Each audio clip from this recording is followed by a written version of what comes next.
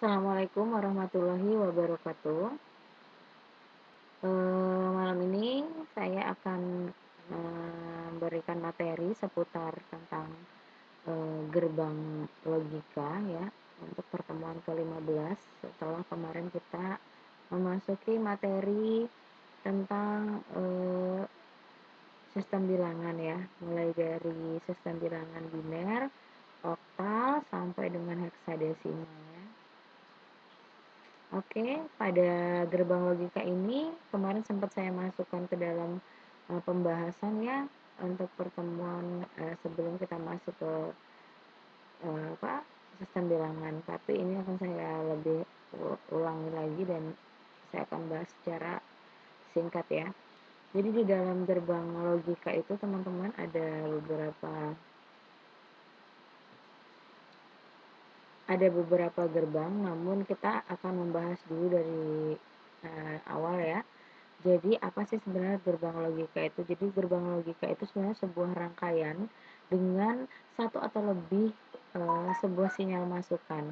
Tapi outputnya hanya satu sinyal saja, sinyal keluaran, yaitu bisa jadi tegangan tinggi atau tegangan rendah. Nah, kalau di dalam eh, apa logika biner itu satu untuk tegangan tinggi, sedangkan 0 itu untuk tegangan rendah ya. Oke, next. Pada gerbang logika itu dibagi menjadi dua. Yang pertama ada gerbang logika inverter atau pembalik, dan yang kedua itu ada gerbang logika non-inverter. Nah, kalau gerbang logika inverter itu salah satunya adalah gerbang logika NOT, dan kalau gerbang logika non-inverter contohnya misalnya gerbang AND, OR, NAND, NOR, XOR, atau XNOR ya. XOR dan XNOR maksudnya. Nanti kita bahas apa sih sebenarnya masing-masing gerbang ini seperti apa, terus ada nggak kombinasi gerbang dan lain sebagainya.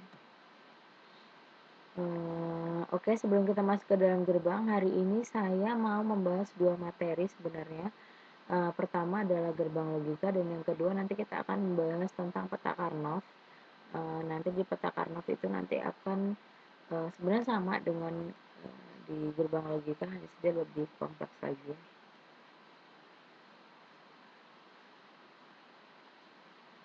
Oke. Nah, gerbang yang pertama ini ada gerbang N ya teman-teman. Di mana gerbang N itu akan berlogika 1 kalau keluarannya akan berlogika 1. Jadi kalau keluarannya 1 maka dia akan berlogika 1. Dan kalau saja semua masukannya itu berlogika 1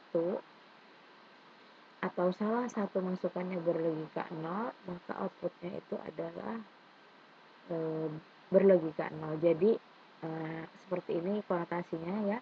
Jadi kalau misalnya dia salah satunya itu ada 0, maka dia logikanya adalah 0 outputnya.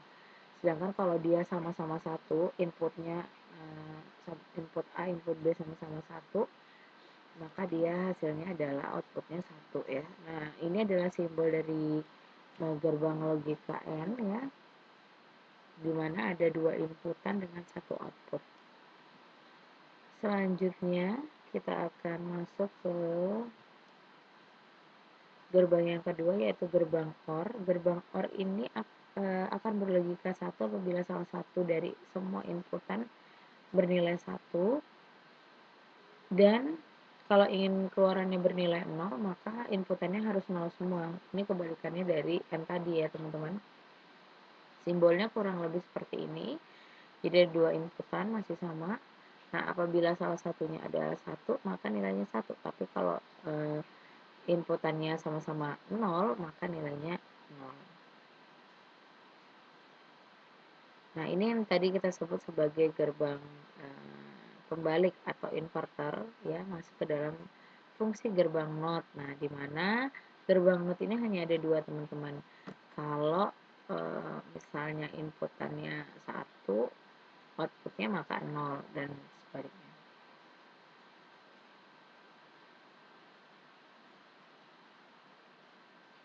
Ini yang ada pada gambar simbol gerbang NOT, di mana hanya ada satu inputan dan satu output ya.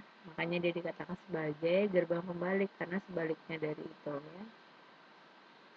Nah, yang keempat ada gerbang NAND ya. Gerbang NAND ini akan bernilai atau outputnya akan berlogika 0 apabila semua inputannya itu bernilai 1 dan outputnya akan bernilai 1 kalau salah satunya itu bernilai 0.